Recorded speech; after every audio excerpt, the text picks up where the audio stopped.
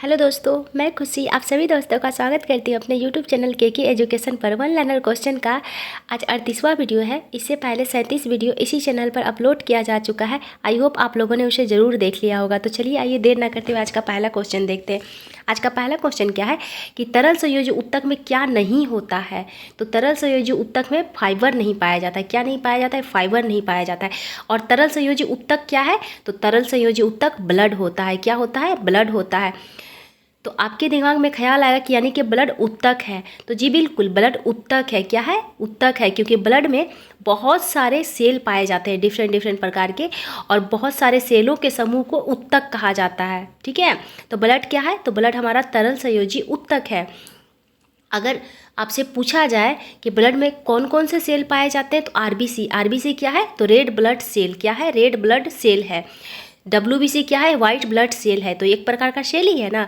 तो RBC, WBC, platelets, ये सब क्या है? ये सब सेल के प्रकार हैं जो कि ब्लड में पाए जाते हैं, तरल संयोजी उत्तक में पाए जाते हैं। ठीक है, लेकिन ब्लड में क्या नहीं पाया जाता है? फाइबर नहीं पाया जाता है। ब्लड में मैट्रिक्स भी पाया जाता है। मैट्रिक्स का एग्जाम्पल क्या है? तो मैट्रिक्स का एग्जाम्पल है प्लाज्मा। प्लाज्मा क्या है? प्लाज्मा एक प्रकार का मैट्रिक्स है, यानी कि ब्लड में सेल भी मौजूद है और ब्लड में मैट्रिक्स भी मौजूद है, लेकिन ब्लड में किसी प्रकार का रेशा यानी कि फाइबर नहीं पाया जाता है। एक क्वेश्चन और पूछा जाता है एग्जाम में, बहुत बार पूछा भी जा चुका है कि आरबीसी में क्या मौजूद नहीं होता है। तो आरबीसी में केंद्रक नहीं पाया जाता। स्तनधारी के आरबीसी में केंद्रक नहीं पाया जाता है, लेकिन अपवाद है इसका। कौन कौन सा अपवाद है? इसका अपवाद है ऊंट, लामा। ये अपवाद है क्योंकि ऊंट और लामा के आरबीसी में केंद्रक पाया जाता है। ठीक है, और आरबीसी में एक और चीज़ नहीं पाया जाता है। क्या नहीं पाया जाता? केंद्रक वाले क्वेश्चन तो आपको देखने को मिल भी गया होगा, लेकिन अगर क्वेश्चन में ट्विस्ट करना हो उसे, तो माइटोकॉन्ड्रिया भी डाल दिया जाएगा कि क्या आरबीसी में माइटोकॉन्ड्रिया पाया जाता है कि नहीं पाया जाता है। तो आरबीसी में माइटोकॉन्ड्रिया नहीं पाया जाता है। ठीक है, आपसे क्वेश्चन पूछा जा सकता है कि क्या डब्ल्यूबीसी में केंद्रक पाया जाता है। तो जी बिल्कुल, डब्ल्यूबीसी में केंद्रक पाया जाता है, लेकिन प्लेटलेट्स में भी नहीं पाया जाता है। ठीक है, और आरबीसी में भी नहीं पाया जाता है। ठीक है, आइए नेक्स्ट क्वेश्चन देखते हैं। नेक्स्ट क्वेश्चन हमारा क्या कह रहा है? नेक्स्ट क्वेश्चन कह रहा है कि कंकालीय मांसपेशी की उत्पत्ति कौन सी परत से होती है। तो पहले तो आप ये जान लीजिए कि मांसपेशी की अगर बात की जाए तो कुल 3 प्रकार के मांसपेशी होती है। कितने प्रकार के मांसपेशी होते हैं? 3 प्रकार के। कौन कौन से? कंकालीय मांसपेशी, चिकनी मांसपेशी जिसे स्मूथ मांसपेशी कहा जाता है, और हृदय मांसपेशी जिसे कार्डियम मांसपेशी कहा जाता है। ठीक है, तो ये 3 प्रकार के मांसपेशी पाए जाते हैं। अगर आपसे पूछा जाए कि मनुष्य का ऑर्गन जो है वो कितने प्रकार के लेयर से बना है, तो मनुष्य का ऑर्गन 3 प्रकार के लेयर से बने हैं। कितने प्रकार के लेयर से? 3 प्रकार के लेयर से मनुष्य का ऑर्गन बना है। ठीक है, इसलिए एनिमल यानी कि मनुष्य को, या फिर जानवर आप बोल सकते हैं, हम लोग किस में आते हैं? हम लोग तो एनिमल में ही आते हैं ना। तो एनिमल को ट्रिप्लोब्लास्टिक भी कहा जाता है। क्या कहा जाता है? ट्रिप्लोब्लास्टिक भी कहा जाता है, क्योंकि मनुष्य का ऑर्गन जो है वो 3 प्रकार के परत से बनकर मिलकर बना है। ठीक है, कौन कौन से? तो सबसे बाहरी लेयर को एक्टोडर्म कहा जाता है। क्या कहा जाता है? सबसे बाहरी लेयर को जो है, बाहरी लेयर को क्या कहा जाता है? तो बाहरी लेयर को कहा जाता है एक्टोडर्म। क्या कहा जाता है? एक्टोडर्म कहा जाता है। और बीच वाले लेयर को क्या कहा जाता है? तो बीच वाले लेयर को कहा जाता है मेजोडर्म। क्या कहा जाता है? मेजोडर्म बीच वाले लेयर को कहा जाता है। और सबसे अंदर वाले लेयर को क्या कहा जाता है? तो सबसे अंदर वाले लेयर को क्या कहा जाता है? तो एंडोडर्म कहा जाता है। क्या कहा जाता है? एंडोडर्म सबसे अंदर वाले लेयर को कहा जाता है। ठीक है, तो सबसे बाहर वाला लेयर हो जाएगा एक्टोडर्म, बीच वाला लेयर हो जाएगा मेजोडर्म, और सबसे अंदर वाला लेयर हो जाएगा एंडोडर्म। ठीक है, तो क्वेश्चन आपका क्या पूछ रहा है? क्वेश्चन पूछ रहा है कि कंकालीय मांसपेशी की उत्पत्ति कौन सी परत से हुई है। तो कंकालीय मांसपेशी की उत्पत्ति जो है वो मेजोडर्मल परत से हुई है, यानी कि बीच वाले परत से कंकालीय मांसपेशी का निर्माण हुआ है। अगर आपसे ब्लड से पूछ लिया जाए कि ब्लड का निर्माण किससे हुआ है, तो ब्लड का निर्माण जो है वो भी मेजोडर्म परत से ही हुआ है। ठीक है, आइए नेक्स्ट क्वेश्चन देखते हैं। नेक्स्ट क्वेश्चन हमारा क्या कह रहा है? नेक्स्ट क्वेश्चन कह रहा है कि लिगामेंट और टेंडन किस प्रकार का उत्तक है। तो लिगामेंट और टेंडन जो है वो एक संयोजी उत्तक है। कौन सा उत्तक है? संयोजी उत्तक है। और जस्ट हम लोग 1 नंबर वाले क्वेश्चन में देखें कि ब्लड क्या है, तो ब्लड भी एक तरल संयोजी उत्तक है, लेकिन वो तरल संयोजी उत्तक है। जबकि लिगामेंट और टेंडन क्या है? तो लिगामेंट और टेंडन भी एक प्रकार का संयोजी उत्तक है। आपसे पूछा जा सकता है कि लिगामेंट में कौन कौन सा चीज़ जुड़ता है? तो लिगामेंट में हड्डी हड्डी से जुड़ता है। क्या जुड़ता है? हड्डी हड्डी से जुड़ता है, यानी कि बोन बोन से जुड़ता है लिगामेंट में। और टेंडन में, तो टेंडन में मांसपेशी हड्डी से जुड़ता है। किस में जुड़ता है? मांसपेशी हड्डी से। तो टेंडन में मांसपेशी हड्डी से जुड़ता है, और लिगामेंट में तो हड्डी हड्डी से जुड़ता है। ठीक है, आइए नेक्स्ट क्वेश्चन देखते हैं। नेक्स्ट क्वेश्चन हमारा क्या कह रहा है? नेक्स्ट क्वेश्चन कह रहा है सतपुड़ा पर्वत श्रृंखला ताप्ती तथा किस नदी के बीच स्थित है? तो सतपुड़ा पर्वत श्रृंखला जो है ताप्ती और नर्मदा के बीच स्थित है। किसके किसके बीच है? ताप्ती और नर्मदा के बीच है सतपुड़ा पर्वत श्रेणी। ठीक है, अगर सतपुड़ा की बात की जाए तो आपसे पूछा जा सकता है सतपुड़ा की सर्वोच्च चोटी का क्या नाम है? तो सतपुड़ा की सर्वोच्च चोटी धूपगढ़ है। कौन सा है? सतपुड़ा की सर्वोच्च चोटी, तो सतपुड़ा की सर्वोच्च चोटी धूपगढ़ है।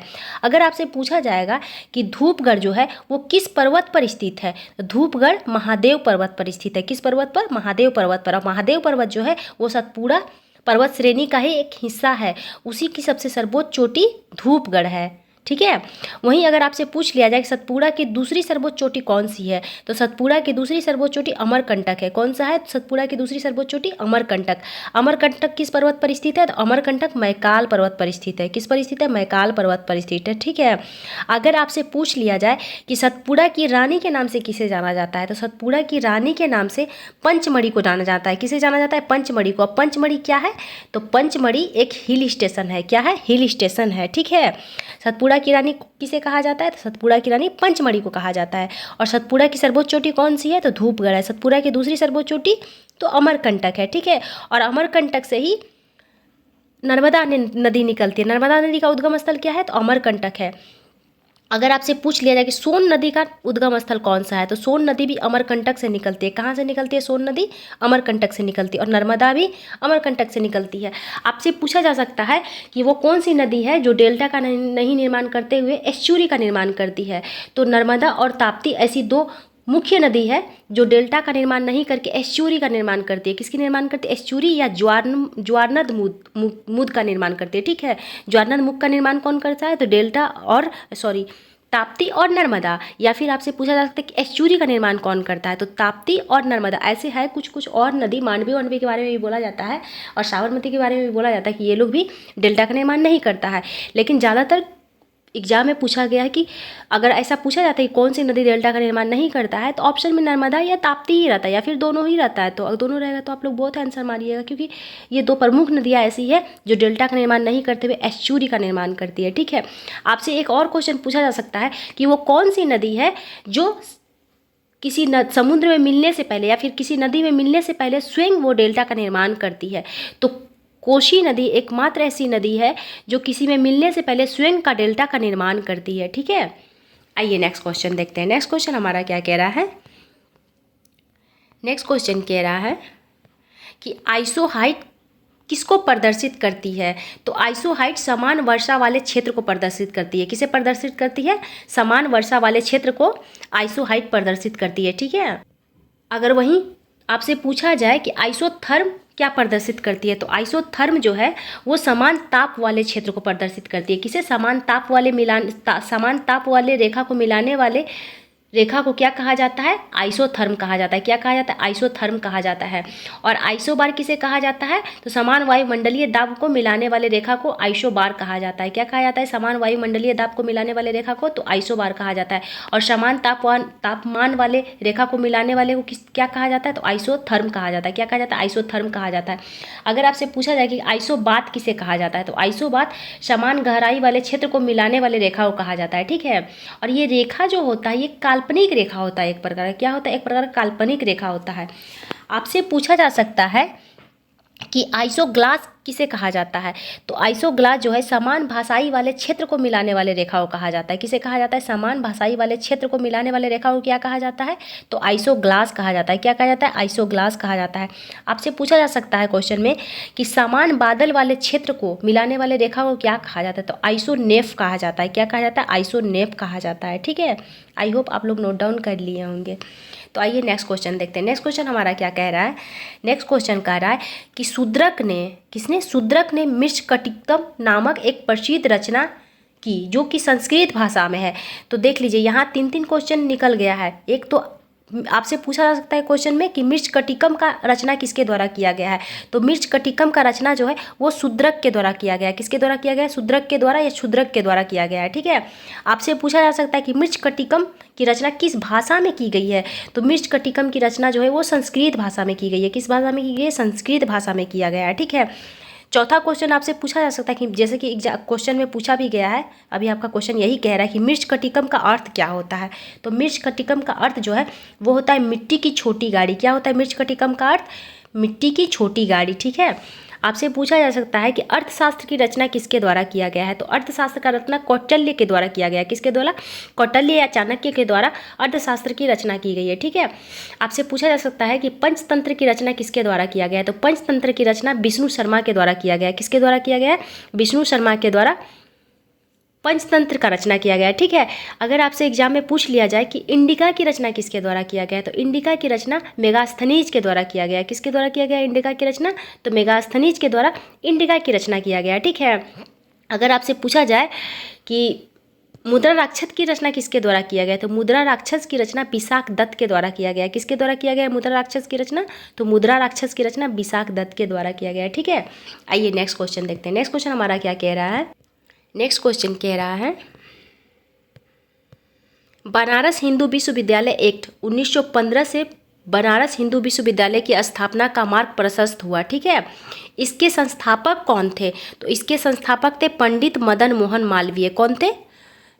बनारस हिंदू विश्वविद्यालय, जिसे बीएचयू के नाम से जाना जाता है, उसके संस्थापक कौन थे? तो उसके संस्थापक थे पंडित मदन मोहन मालवीय थे। ठीक है, आपसे क्वेश्चन पूछा जा सकता है कि जब जलियांवाला बाग हत्याकांड हुआ था, पहले तो आप ये जान लीजिए कि जलियांवाला बाग हत्याकांड कब हुआ, कब था। तो ये हुआ था 13 अप्रैल 1919 को। कब हुआ था? 13 अप्रैल 1919 को जलियांवाला बाग हत्याकांड हुआ था। ठीक है, तो जलियांवाला बाग हत्याकांड के लिए अंग्रेजों के द्वारा एक हंटर कमेटी का स्थापना किया गया था इसके जांच पड़ताल के लिए, लेकिन उसका रिपोर्ट सही नहीं था। ठीक है, तो कांग्रेस के द्वारा जलियांवाला बाग हत्याकांड के लिए मदन मोहन मालवीय की अध्यक्षता में किस कमेटी की स्थापना की गई थी?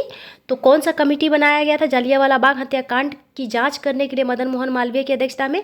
तो उस कमेटी का नाम था तहकीकात कमेटी। कौन सा कमेटी? तहकीकात कमेटी। ठीक है, और ये किसकी अध्यक्षता में बनाया गया था? तो ये बनाया गया था मदन मोहन मालवीय की अध्यक्षता में। और किसकी जांच के लिए? तो जलियांवाला बाग हत्याकांड जांच के लिए। और किसने बनाया था? किसके द्वारा बनवाया गया था? तो भारतीय राष्ट्रीय कांग्रेस के द्वारा। ठीक है, कांग्रेस के द्वारा जलियांवाला बाग हत्याकांड की जांच के लिए बनाया गया था तहकीकात समिति, जिसके अध्यक्ष कौन थे? तो मदन मोहन मालवीय थे। ठीक है, आपसे एक और क्वेश्चन पूछा जा सकता है कि महामना की उपाधि, मदन मोहन मालवीय को महामना की उपाधि, कौन सी उपाधि? महामना की उपाधि मदन मोहन मालवीय को किसके द्वारा दिया गया है? तो मदन मोहन मालवीय को महामना की उपाधि महात्मा गांधी के द्वारा दिया गया था। किसके द्वारा दिया गया था? महात्मा गांधी के द्वारा। एक क्वेश्चन और आपसे पूछा जा सकता है कि भारत परिषद अधिनियम 1935, कौन सा? 1935 के भारत परिषद अधिनियम के बारे में किसने कहा था कि ये ऊपर से जितना जनतंत्रवादी है अंदर से उतना ही खोखला है? ये किसके द्वारा कहा गया था भारत परिषद अधिनियम 1935 के बारे में? तो ये कहा गया था मदन मोहन मालवीय के द्वारा। क्या कहा गया था? कि ये ऊपर से जितना जनतंत्रवादी दिख रहा है अंदर से उतना ही खोखला है, ये कोई जनतंत्रवादी नहीं है, अंदर से पूरी की पूरी खोखला है। तो ये किसके बारे में कहा गया था? भारत परिषद अधिनियम 1935 के बारे में। किसके द्वारा? तो मदन मोहन मालवीय के द्वारा। ठीक है, और महामना की उपाधि किसके द्वारा दिया गया? तो महात्मा गांधी के द्वारा। आइए नेक्स्ट क्वेश्चन देखते हैं। नेक्स्ट क्वेश्चन हमारा क्या कह रहा है? नेक्स्ट क्वेश्चन कह रहा है कि मरणोपरांत पहली बार भारत रत्न किसे दिया गया था? तो मरणोपरांत पहली बार भारत रत्न दिया गया था लाल बहादुर शास्त्री को। किसको दिया गया था? लाल बहादुर शास्त्री को। और कब दिया गया था? तो ये दिया गया था सन 1966 में। कब दिया गया था? सन 1966 में। लाल बहादुर शास्त्री की अगर बात की जाए तो इनकी मृत्यु ताशकंद समझौता के दौरान हो गया था। किसके दौरान हो गया था? ताशकंद समझौता के दौरान। ताशकंद समझौता की बात की जाए, ताशकंद समझौता हुआ कब था? ताशकंद समझौता हुआ था 10 जनवरी 1966 को। कब हुआ था? 10 जनवरी 1966 को, 1966 पे हुआ था। और उसी दरमियान जो है लाल बहादुर शास्त्री की मृत्यु रहस्यमयी प्रकार से हो गया था। उनको जहर देके किसी के द्वारा मार दिया गया था। ताशकंद में ही। ठीक है, अगर ताशकंद समझौता की बात की जाए तो ये किसके किसके बीच हुआ था, तो भारत के प्रधानमंत्री लाल बहादुर शास्त्री और पाकिस्तान के राष्ट्रपति अयूब खान के बीच ताशकंद समझौता हुआ था। और कब हुआ था, तो ये हुआ था 10 जनवरी 1966 को। ठीक है, और लाल बहादुर शास्त्री को भारत रत्न से कब सम्मानित किया गया था, तो ये भी सम्मानित किया गया था 1966 में ही। ठीक है, अगर आपसे पूछा जाए कि भारत रत्न देने की शुरुआत कब हुई थी, तो भारत रत्न देने की शुरुआत हुई थी सन 1954 से। और पहली बार कितने जनों को दिया गया था भारत रत्न सम्मान, तो भारत रत्न सम्मान जो है 3 लोगों को दिया गया था। कितने लोगों को, 3 लोगों को। कौन कौन से, तो एक तो थे एस राधाकृष्णन, सी राजगोपालाचारी और सीवी रमन। इन 3 लोगों को पहली बार भारत रत्न से सम्मानित किया गया था। अगर भारत रत्न की बात की जाए तो भारत रत्न भारत की सर्वोच्च नागरिक सम्मान है। तो भारत का सर्वोच्च नागरिक सम्मान कौन है, भारत रत्न है। और पहली बार कितने लोगों को दिया गया था, 3 लोगों को। कौन कौन से लोग थे वो, तो एक थे एस राधाकृष्णन, सर्वपल्ली राधाकृष्णन थे, जिनको एस राधाकृष्णन भी कहा जाता है, और दूसरा सी राजगोपालाचारी, तीसरा सीवी रमन थे। ठीक है, आइए नेक्स्ट क्वेश्चन देखते हैं। लेकिन मरणोपरांत पहली बार किसे दिया गया था, तो मरणोपरांत पहली बार लाल बहादुर शास्त्री को दिया गया था। ठीक है, नेक्स्ट क्वेश्चन हमारा क्या कह रहा है, नेक्स्ट क्वेश्चन कह रहा है कि भारतीय संविधान का कौन सा अनुच्छेद राज्यों में संवैधानिक तंत्र असफल होने की स्थिति में राष्ट्रपति शासन का प्रावधान करता है। तो वो कौन सा अनुच्छेद है, वो है अनुच्छेद 356। कौन सा अनुच्छेद है, अनुच्छेद 356 है। ठीक है, यही प्रावधान करता है कि अगर भारतीय संविधान का, अगर किसी राज्य में संवैधानिक तंत्र विफल हो जाता है तो उस राज्य में राष्ट्रपति शासन लगाया जा सकता है अनुच्छेद 356 के तहत। अगर पूछा जाए कि संवैधानिक तंत्र असफल हो जाए, इसका प्रावधान किस अनुच्छेद में दिया गया है, तो इसका प्रावधान जो है वो दिया गया अनुच्छेद 355 में। ठीक है, तो 355 के तहत संवैधानिक तंत्र विफल हो जाने पर अनुच्छेद 356 लागू किया जा सकता है किसी राज्य में। ठीक है, एक क्वेश्चन और आपसे पूछा जा सकता है कि मान लीजिए केंद्र द्वारा दिया गया दिशा निर्देश का पालन अगर कोई राज्य नहीं करता है तो किस अनुच्छेद के तहत उस राज्य में राष्ट्रपति शासन लागू किया जा सकता है, तो दिशा निर्देश वाला जो प्रावधान है ये दिया गया अनुच्छेद 365 में। किस अनुच्छेद में, अनुच्छेद 365 में 65 के तहत दिशा निर्देश केंद्र द्वारा जारी करने के बाद अगर राज्य सरकार नहीं लागू करता है तो राष्ट्रपति शासन उस राज्य में लगाया जा सकता है। तो दिशा निर्देश वाला किस अनुच्छेद में प्रावधान किया गया है, अनुच्छेद 365 में, जबकि संवैधानिक तंत्र का प्रावधान जो है वो 355 में किया गया है। और ये दोनों आर्टिकल के तहत किसी राज्य में राष्ट्रपति शासन लगाया जा सकता है। अगर आर्टिकल 355 विफल हुआ तब भी राष्ट्रपति शासन लगाया जा सकता है, या फिर अनुच्छेद 365 विफल हुआ तब भी राज्य में राष्ट्रपति शासन लगाया जा सकता है। ठीक है, आपसे क्वेश्चन पूछा जा सकता है कि किसी भी राज्य में अधिकतम कितना समय तक राष्ट्रपति शासन लगाया जा सकता है, तो किसी भी राज्य में अधिकतम 3 साल तक राष्ट्रपति शासन लगाया जा सकता है। कितने साल तक, 3 साल तक। सर्वप्रथम किस राज्य में राष्ट्रपति शासन लगा था, तो सर्वप्रथम पेप्सू में, जिसे वर्तमान पंजाब के नाम से जाना जाता है, सर्वप्रथम राष्ट्रपति शासन यहीं लगाया गया था। ठीक है, और अपवाद में पंजाब ही है क्योंकि पंजाब में 3 साल से ज़्यादा तक राष्ट्रपति शासन लागू हुआ था। ठीक है, अगर आपसे पूछा जाएगा कि वो कौन सा राज्य है जहाँ अभी तक एक बार भी राष्ट्रपति शासन नहीं लगाया गया है, तो वो 2 ऐसे राज्य तेलंगाना और छत्तीसगढ़ है जहां पर अभी तक एक बार भी राष्ट्रपति शासन नहीं लगाया गया है। अगर आपसे क्वेश्चन में पूछा जाए कि सर्वाधिक राष्ट्रपति शासन किस राज्य में लगाया गया है, तो सर्वाधिक राष्ट्रपति शासन उत्तर प्रदेश में लगाया गया है। किस राज्य में, उत्तर प्रदेश में। लेकिन अगर वहीं आपसे क्वेश्चन पूछ लिया जाए कि सर्वाधिक लंबा समय तक राष्ट्रपति शासन किस राज्य में लगाया गया है, तो सर्वाधिक लंबा समय तक राष्ट्रपति शासन पंजाब में लगाया गया है। कहाँ लगाया गया है, पंजाब में लगाया गया है। जबकि सर्वाधिक बार अगर आपसे पूछ लिया जाए तो उत्तर प्रदेश में। और कौन से ऐसे 2 राज्य हैं जहाँ अभी तक एक बार भी राष्ट्रपति शासन नहीं लगाया गया है, तो वो छत्तीसगढ़ हो जाएगा और तेलंगाना हो जाएगा। ठीक है, आइए नेक्स्ट क्वेश्चन देख सकते हैं, नेक्स्ट क्वेश्चन देखते हैं। नेक्स्ट क्वेश्चन हमारा क्या कह रहा है, नेक्स्ट क्वेश्चन कह रहा है कि भू स्थिर उपग्रह किस दिशा में घूमता है। तो भू स्थिर उपग्रह जो है पश्चिम से पूरब दिशा में घूमता है। किस दिशा में, पश्चिम से पूरब दिशा में। अगर आपसे पूछा जाए कि भू स्थिर उपग्रह को कितने दूरी पर स्थापित किया जाता है, मतलब कि उसको सतह से कितनी दूरी पर स्थापित किया जाता है, तो 36,000 किलोमीटर की दूरी पर उसे स्थापित किया जाता है। कितने दूरी पर, 36,000 किलोमीटर के दूरी पर उसे स्थापित किया जाता है। ठीक है, और अगर आपसे पूछ लिया जाए कि भू स्थिर उपग्रह का समय काल जो है, परिक्रमण काल, वो कितने देर का होता है, तो भू स्थिर उपग्रह का परिक्रमण काल 24 घंटे का होता है। कितने घंटे का? 24 घंटा का होता है, क्योंकि वो पृथ्वी के साथ साथ घूमता है ना, इसीलिए पृथ्वी का भी परिक्रमण काल 24 घंटा का होता है और भू स्थिर उपग्रह का भी परिक्रमण काल 24 घंटा का होता है। और इसे सतह से कितनी ऊंचाई पर लगाया जाता है, स्थापित किया जाता है? तो 36,000 किलोमीटर। ठीक है, 36,000 किलोमीटर की ऊंचाई पर इसे स्थापित किया जाता है। एक है ध्रुवीय उपग्रह। कौन सा? ध्रुवीय उपग्रह या फिर कक्षीय उपग्रह। जैसे कि भू स्थिर उपग्रह को तुलनात्मक उपग्रह, तुल्यकारी उपग्रह भी कहा जाता है। क्या कहा जाता है? भू स्थिर उपग्रह को तुल्यकारी उपग्रह भी कहा जाता है। उसी तरीके से ध्रुवीय उपग्रह को कक्षीय उपग्रह भी कहा जाता है। अगर आपसे पूछा जाए कि ध्रुवीय उपग्रह को सतह से कितनी ऊंचाई पर स्थापित किया जाता है, तो ध्रुवीय उपग्रह को सतह से लगभग 800 किलोमीटर के ऊपर, लगभग 800 किलोमीटर ऊपर स्थापित किया जाता है। ठीक है, अगर आपसे पूछा जाए कि ध्रुवीय उपग्रह का परिक्रमण काल कितने देर का होता है, तो ध्रुवीय उपग्रह का परिक्रमण काल 84 मिनट का होता है। कितने मिनट का होता है? 84 मिनट का होता है। ठीक है, ध्रुवीय उपग्रह का परिक्रमण काल।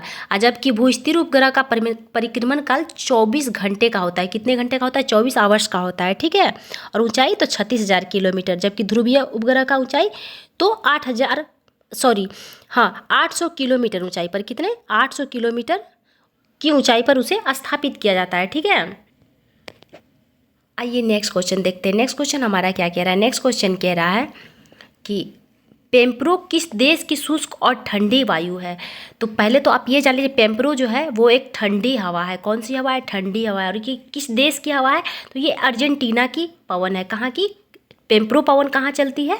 तो अर्जेंटीना में चलती है। ठीक है, आइए कुछ और पवन के बारे में देख लेते हैं, जिसे एग्जाम में क्वेश्चन बार बार पूछे गए हैं। अगर आपसे पूछा जाए कि यामो पवन कहाँ चलता है, तो यामो पवन जापान में चलता है। कहाँ चलता है? जापान में चलता है। और यामो पवन जो है ये एक गर्म पवन है। कौन सा पवन है? यामो एक गर्म पवन है। और कहाँ चलता है? तो ये जापान में चलता है। कहाँ चलता है? जापान में चलता है। ठीक है, अगर आपसे पूछा जाए कि जोंडा पवन कहाँ चलता है, तो जोंडा नामक पवन जो है अर्जेंटीना में चलता है, लेकिन ये अर्जेंटीना का गर्म पवन है। कैसा पवन है? गर्म पवन है। जबकि जस्ट हम लोग देखें पेम्परो कैसा पवन है? ये ठंडी हवा है। कहाँ का? अर्जेंटीना का। और जोंडा भी अर्जेंटीना का ही है, लेकिन एक गर्म पवन है। अगर आपसे पूछा जाए कि सिमुम पवन कहाँ चलता है, तो सिमुम पवन जो है अरब प्रायद्वीप में चलता है। कहाँ चलता है? अरब प्रायद्वीप में चलता है, और ये भी गर्म पवन है। ठीक है, अगर आपसे पूछा जाए कि ब्लिजार्ड पवन कहाँ चलता है, तो ब्लिजार्ड जो है एक ठंडी पवन है, और ये साइबेरिया वाला क्षेत्र में चलता है। कहाँ चलता है? साइबेरिया वाला क्षेत्र में चलता है।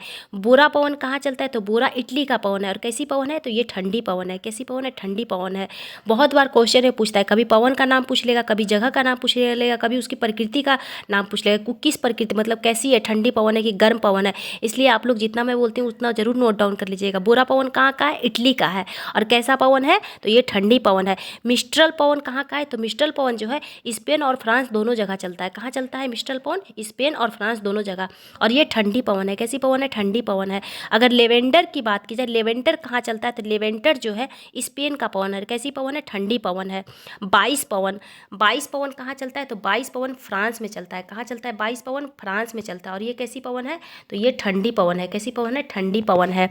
अगर आपसे पूछा जाए कि मेस्ट्रो पवन कहाँ चलता है, तो मेस्ट्रो पवन जो भूमध्य सागर वाला क्षेत्र में चलता है। कहाँ चलता है? भूमध्य सागर में। और ये कैसी पवन है? तो ये भी ठंडी पवन है। कैसी पवन है? ठंडी पवन है। पुर्गा पवन कहाँ चलता है, तो पुर्गा पवन रूसी के टुंड्रा प्रदेश में चलता है। और ये कैसा है? तो ठंडा है। कॉमन सी बात है, टुंड्रा प्रदेश में चलता है तो ठंडा ही होगा। अगर आपसे पूछा जाए कि नेवाडोस पवन, कौन सा पवन? नेवाडोस पवन कहाँ चलता है? तो इक्वाडोर में चलता है। कैसा पवन है? ठंडा पवन है। टेरल पवन, कौन सा पवन? टेरल पवन कहाँ चलता है? ये चलता है पेरू और चिली में। कहाँ चलता है? पेरू और चिली में। और ये भी ठंडी पवन है। सुराजो पवन, कौन सा पवन? सुराजो पवन कहाँ चलता है? ब्राज़ील में। और कैसा है? तो ठंडी प्रकृति की है। ठीक है, पापागायो पवन कहाँ चलता है, तो पापागायो पवन जो है मैक्सिको में चलता है। कहाँ चलता है? मैक्सिको में। और ठंडा पवन है। शीतलहरी कहाँ का पवन है, तो शीतलहरी भारत में चलता है। कहाँ चलता है? भारत में। और ये कैसा है? तो ठंडा है।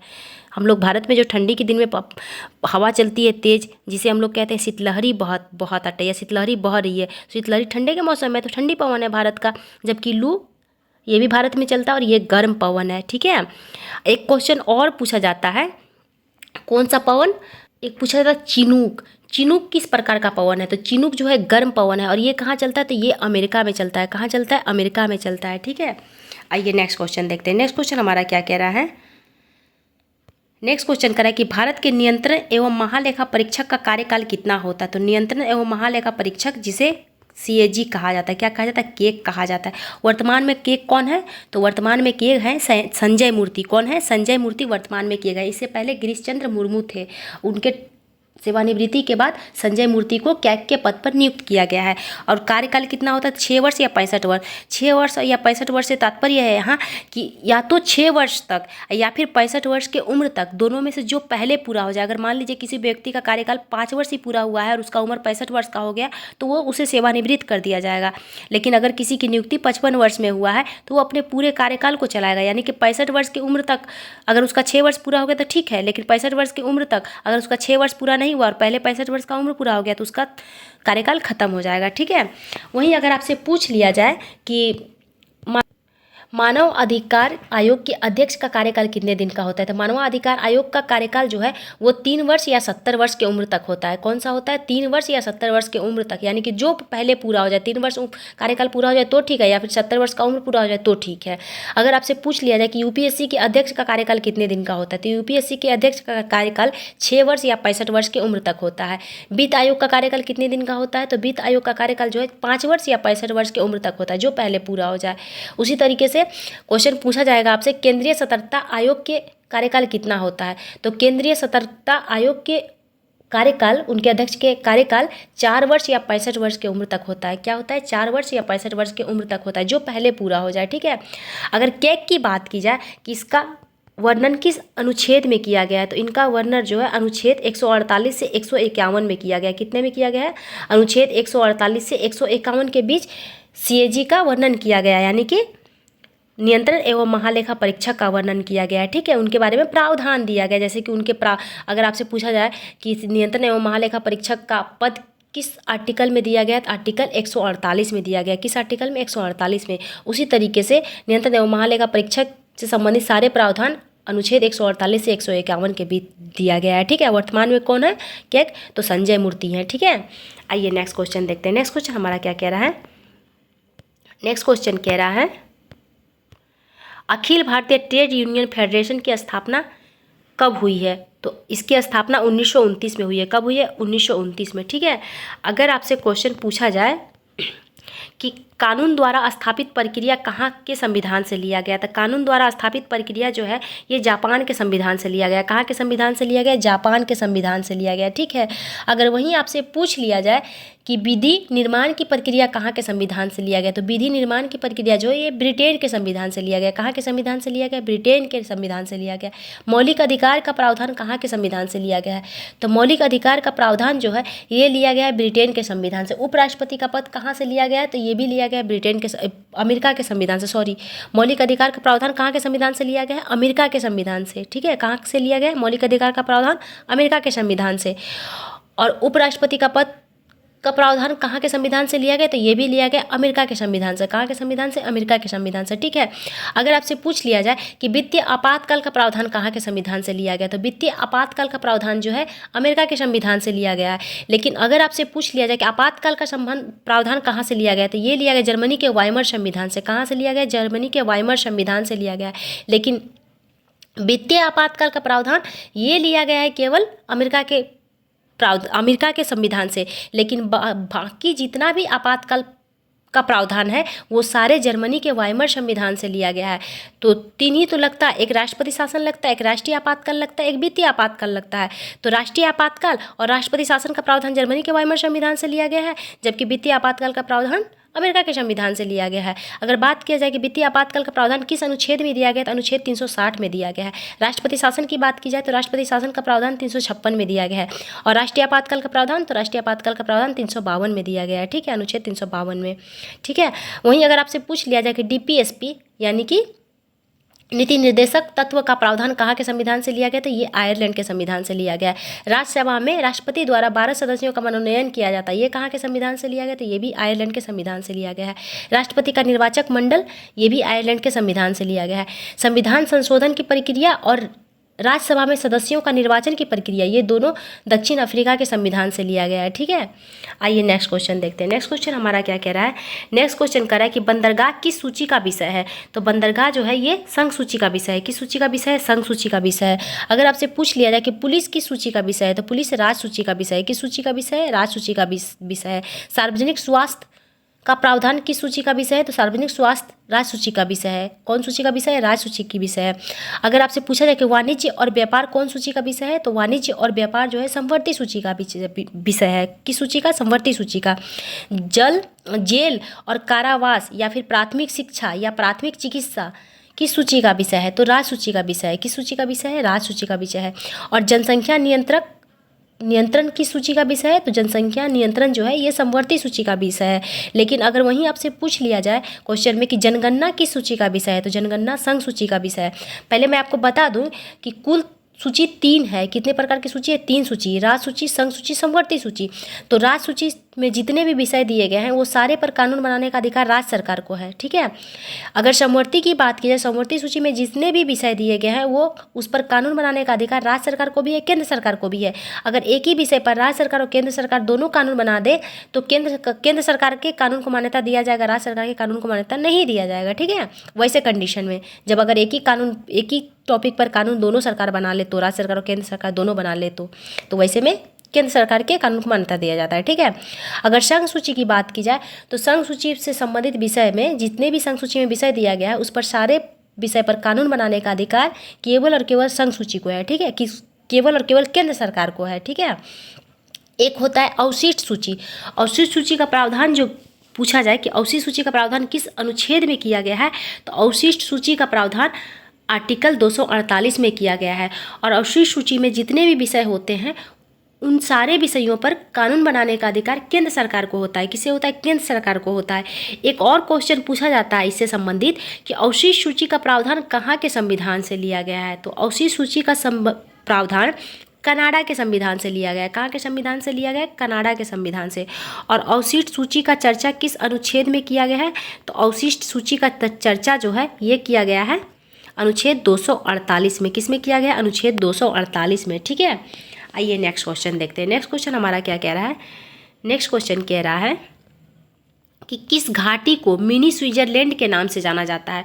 तो किस घाटी को मिनी स्विट्जरलैंड के नाम से जाना जाता है, तो बैसरन घाटी को। कौन सी घाटी को, बैसरन घाटी को मिनी स्विट्जरलैंड के नाम से जाना जाता है। ये बैसरन घाटी कहाँ स्थित है, तो बैसरन घाटी जम्मू कश्मीर के पहलगाम नामक जगह पर स्थित है। पहलगाम जो अभी हाल ही में आतंकी हमला हुआ है, कुछ आतंकवादी ने निहत्थे लोगों पर अंधाधुंध गोलियां चलाकर लगभग 16 से 20 लोगों को मार डाला है। कहाँ पर, तो जम्मू कश्मीर के पहलगाम में। वहाँ पर कुछ पर्यटक गए हुए थे घूमने और उन्हीं पर आतंकवादियों द्वारा हमला कर दिया गया, इसलिए ये अभी जगह चर्चा का विषय बना हुआ है। तो मे भी इससे क्वेश्चन पूछा जा सकता है।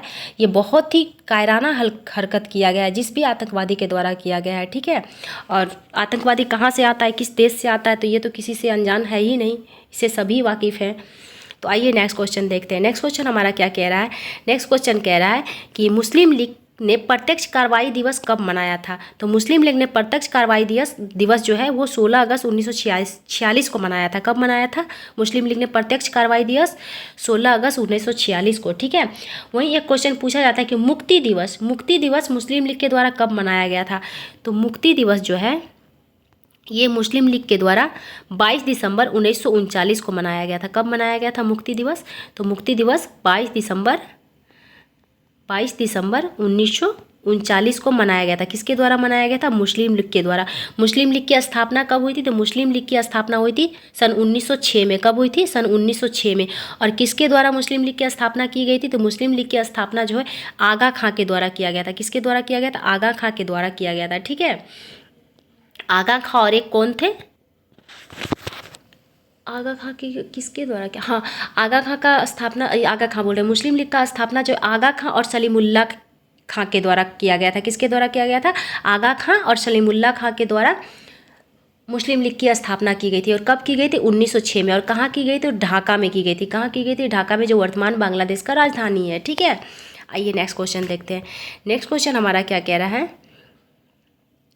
नेक्स्ट क्वेश्चन कह रहा है कि नादिर शाह का आक्रमण किस मुगल बादशाह के समय हुआ था? तो नादिर शाह का आक्रमण जो है वो मोहम्मद शाह रंगीला के शासनकाल में हुआ था। कब हुआ था? मोहम्मद शाह रंगीला के शासनकाल में।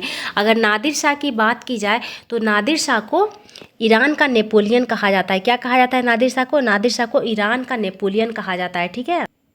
अगर वहीं आपसे पूछ लिया जाए कि भारत के नेपोलियन के नाम से किसे जाना जाता है, तो भारत के नेपोलियन के नाम से समुद्रगुप्त को जाना जाता है। किसे जाना जाता है? समुद्रगुप्त को। और समुद्रगुप्त को भारत का नेपोलियन की उपाधि किसके द्वारा दिया गया है?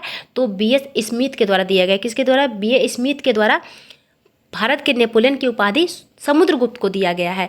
और जबकि ईरान के नेपोलियन के नाम से किसे जाना जाता है? तो ईरान के नेपोलियन के नाम से नादिर शाह को जाना जाता है। किसे जाना जाता है? नादिर शाह को जाना जाता है। ठीक है।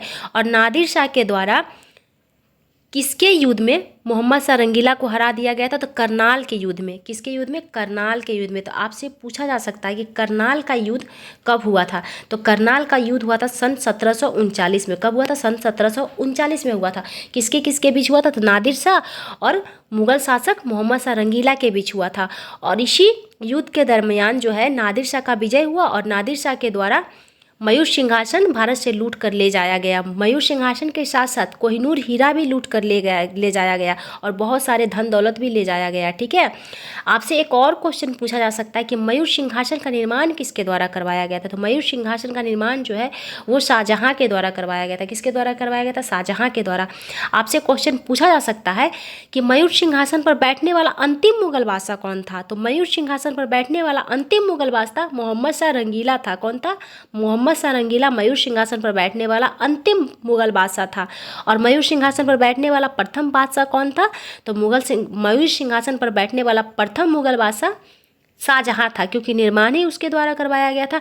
आपसे पूछा जा सकता है कि कोहिनूर हीरा किसके द्वारा लूटकर भारत से ले जाया गया? तो नादिर शाह के द्वारा ले जाया गया। किसके द्वारा ले जाया गया? नादिर शाह के द्वारा ले जाया गया। ठीक है। और नादिर शाह ने किस युद्ध में मोहम्मद शाह रंगीला को हरा दिया था? तो करनाल का युद्ध में। कब हुआ था? 1739 में हुआ था। ठीक है। आइए नेक्स्ट क्वेश्चन देखते हैं। नेक्स्ट क्वेश्चन क्या है? नेक्स्ट क्वेश्चन हमारा कह रहा है कि बिहार में सर्वाधिक पुरुष साक्षरता वाला जिला कौन सा है? तो बिहार में सर्वाधिक पुरुष वाला साक्षरता वाला जिला रोहतास है। कौन सा जिला है? रोहतास है। वैसे अगर बिहार की बात की जाए तो बिहार में सर्वाधिक साक्षरता वाला जिला भी पूछा जाए तब भी रोहतास ही होगा। महिला में भी पूछा जाए कि सर्वाधिक साक्षरता वाला जिला कौन सा है तो भी रोहतास होगा, और पुरुष में पूछा जाए तो भी रोहतास होगा। अगर सर्वाधिक साक्षरता वाला जिला पूछा जाए तब भी रोहतास ही होगा। ठीक है।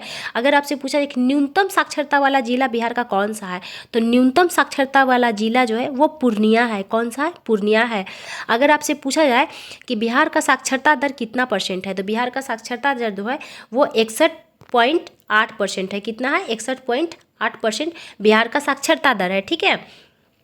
अगर आपसे पूछा जाए कि न्यूनतम साक्षरता वाला राज्य कौन सा है, तो न्यूनतम साक्षरता वाला राज्य जो है वो बिहार है। कौन सा है? न्यूनतम साक्षरता वाला राज्य, तो न्यूनतम साक्षरता वाला राज्य बिहार है। ठीक है। आइए नेक्स्ट क्वेश्चन देखते हैं। नेक्स्ट क्वेश्चन हमारा क्या कह रहा है? नेक्स्ट क्वेश्चन कह रहा है कि घोघा झील, कौन सा झील? घोघा झील कहाँ स्थित है? तो घोघा झील बिहार में स्थित है। कहाँ स्थित है? बिहार में। और बिहार के कहाँ? तो बिहार के कटिहार जिला में स्थित है। कहाँ स्थित है घोघा झील? तो बिहार के कटिहार जिला में स्थित है घोघा झील। ठीक है। अगर आपसे पूछा जाए कांवर ताल झील, कांवर ताल झील कहाँ स्थित है? तो कांवर ताल झील बिहार के बेगूसराय में स्थित है। कहाँ स्थित है? बिहार के बेगूसराय में। कांवर ताल झील की बात की जाए तो आपसे पूछा जाए कि बिहार का कौन से स्थान को इसमें शामिल किया गया है? किसमें? तो रामसर स्थल में शामिल होने वाला बिहार का पहला झील कौन सा है? तो बिहार का पहला झील ही नहीं, पहला स्थान भी कांवरतल झील ही हो जाएगा। ठीक है। कांवरतल झील रामसर स्थल में शामिल होने वाला बिहार का पहला स्थान है। और कांवरतल झील पड़ता कहाँ है? तो कांवरतल झील बेगूसराय में पड़ता है। कहाँ पड़ता है? बेगूसराय में। आपसे पूछा जा सकता है क्वेश्चन में कि कुशेश्वर झील कहाँ स्थित है? तो कुशेश्वर झील दरभंगा में स्थित है। कहाँ स्थित है? दरभंगा में। भीम बांध कहाँ स्थित है? तो भीम बांध मुंगेर में स्थित है। कहाँ स्थित है? मुंगेर में भीम बांध स्थित है। ठीक है। जबकि कुशेश्वर दरभंगा में और कांवरतल बेगूसराय में। और जबकि घोघा झील तो कटिहार में स्थित है। कहाँ स्थित है? कटिहार में। आपसे पूछा जाए नागी नकटी कहाँ स्थित है? नागी नकटी झील जो है वो जमुई में स्थित है। कहाँ स्थित है? जमुई में स्थित है। और 2024 में उसे रामसर साइट में शामिल किया गया है। ठीक है, नागी नकटी को रामसर साइट में शामिल कब किया गया है? तो 2024 में शामिल किया गया है। इस प्रकार बिहार के 3 स्थान को रामसर साइट में शामिल किया जा चुका है। पहली बार कांवरचल झील को, और 2024 में तो नागी नकटी को शामिल किया गया, जो स्थित है कहाँ? जमुई में स्थित है। ठीक है, आज का वीडियो यहीं समाप्त होता है। मिलते हैं नेक्स्ट वीडियो में। आई होप आज का क्वेश्चन भी आप लोगों को बहुत अच्छा लगेगा, और प्लीज़ आप लोग इसे नोट डाउन जरूर कीजिएगा और रिवीजन भी कीजिएगा। एग्जाम के पॉइंट ऑफ व्यू से सारे ही क्वेश्चन बहुत इंपॉर्टेंट है। आप लोग पढ़ाई कंटिन्यू रखिएगा। ठीक है, थैंक यू सो मच। मिलते हैं अगले वीडियो में।